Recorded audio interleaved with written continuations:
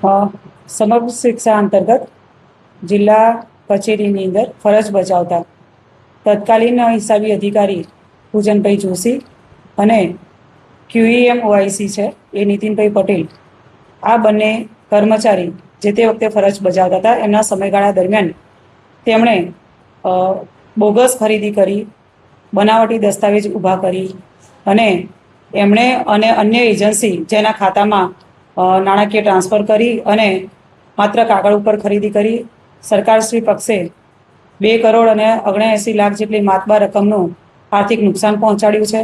આ નાણાકીય ઉચાપતની આજ રોજ FIR નોંધવામાં આવી છે. આ જે ખરીદ પ્રક્રિયામાં એમણે શાળાની અંદર સ્માર્ટ પેનલ નાખવાના, એન્ટીવાયરસ સિસ્ટમ નાખવાના અને લેપટોપની ખરીદી આવા વિગત અંદર દર્શાવી અને માત્ર કાગળ ઉપર ખરીદી દર્શાવેલી છે.